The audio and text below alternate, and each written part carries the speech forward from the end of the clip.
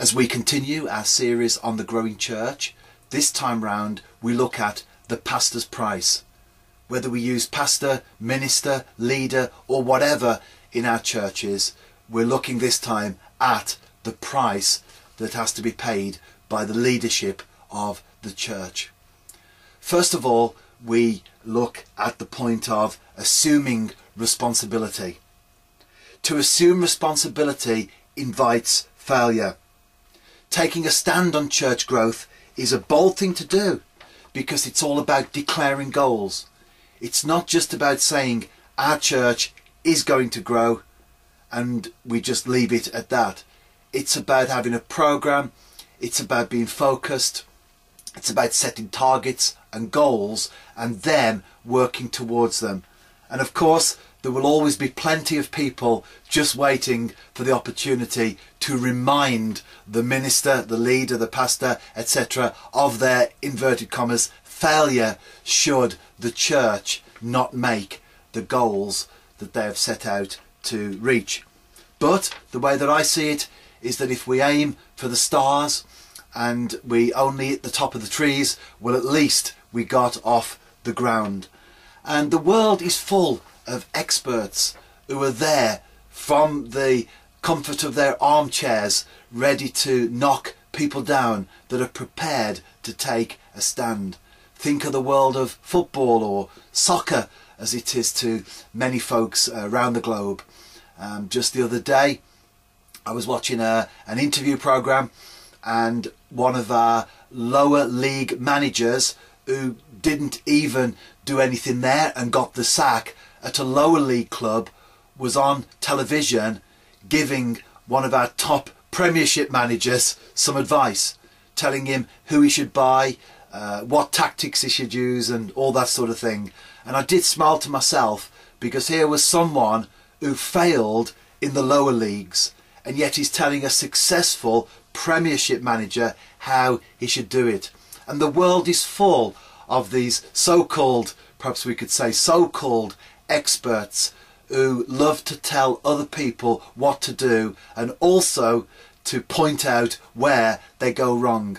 But to be a pastor of a church that is growing is all about assuming responsibility. It's about taking hold of the challenge, setting those targets, setting those goals before God, and then moving on and pursuing what God has laid on our hearts. So it is about assuming responsibility, which of course invites failure and invites criticism. Secondly, a pastor of a growing church will work hard. Laziness will hinder growth. Growing churches don't just happen. Yes, I know that God is sovereign, and my theology is based very much on that of a sovereign God. But in the balance of that, as people, we also have responsibility. We have to do, in effect, what we can, and then God will do what we can't. And that is typified no more than in the issues of a growing church. There is so much that we can do to reach people, to publicize the church, to make the church attractive. Ultimately, God will bring people in. God will save souls. God will add to our number. But there is so much that we can do in the context of the sovereignty of God, our responsibility. Therefore, it is often with blood, sweat and tears that a church grows. At the same time, though, we shouldn't become workaholics either. We're meant to burn on and not burn out. We have to make sacrifices if we are leaders for our churches to become growing churches, to increase numerically. But those sacrifices should not include our families, our marriages, our health. We don't become selfish either, of course. It's about balance. We should not become so consumed by the ministry that we have no other interests at all. It's important to have a balance in our lives, And in fact, other interests keep us fresh, keep us motivated, keep us focused on that which God has called us to. We have to work hard for the kingdom. And so that's the second point, to assume responsibility, and secondly, to work hard. Thirdly, the pastor's price is to share ministry. Some pastors can't let go. They have to be in total and absolute control. And churches that have a leader like that will always have a cap in terms of church growth. There will only be so far that that church can go. Growth means that we have to let go. We have to appoint people. But of course, they have to be the right people. We can't just appoint people for the sake of it, because if we give the wrong people power, then ultimately that will wreck the church. And far from being a growing church, we will actually shrink in numbers.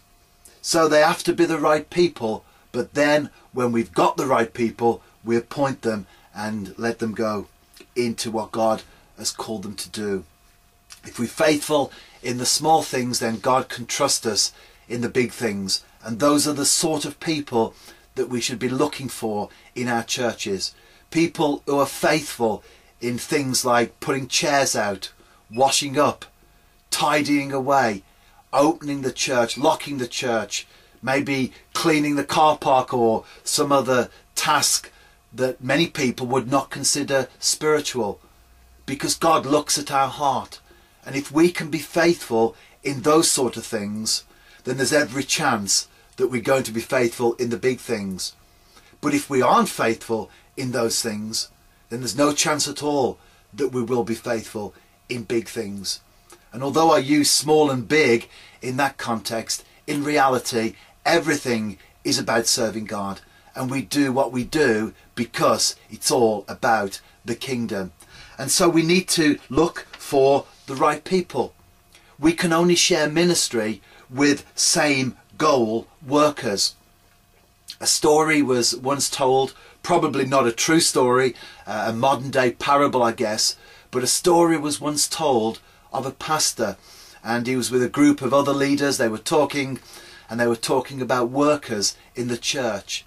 And the pastor said that I have everyone in the church that works. Everyone in the church is a worker, should I say. And the other pastors were amazed. You mean that everyone in your church works? Because they obviously had churches like many pastors where the majority of work is done by a handful of people. And the pastor said, yes, every single person in the church works 100%. 50% work for me and 50% work against me. And so if we are to be a growing church, we need to appoint people, we need to let people go, but they need to be people that have the same goal, not people that have their own agenda, not people that behind the scenes are plotting and scheming and planning to get their own way, because ultimately that has the potential to destroy the church. Pastors also have to deal with insecurity, because when we let other people go, it means that they might get all the praise, particularly if we're the ones that are preaching week in, week out. It's not very often then that people come and praise you for your sermon, but when someone who preaches perhaps once every 3 or 4 months preaches, then a lot of people will praise them and encourage them for what they've done. And so as pastors, we need to be secure. We need to recognize that it's about encouraging other people and letting other people get the praise as well, because ultimately it's not about us. We're not about building an empire for ourselves. We're not about making a name for ourselves. Ultimately, it's about the kingdom. It's about building the church of Jesus Christ.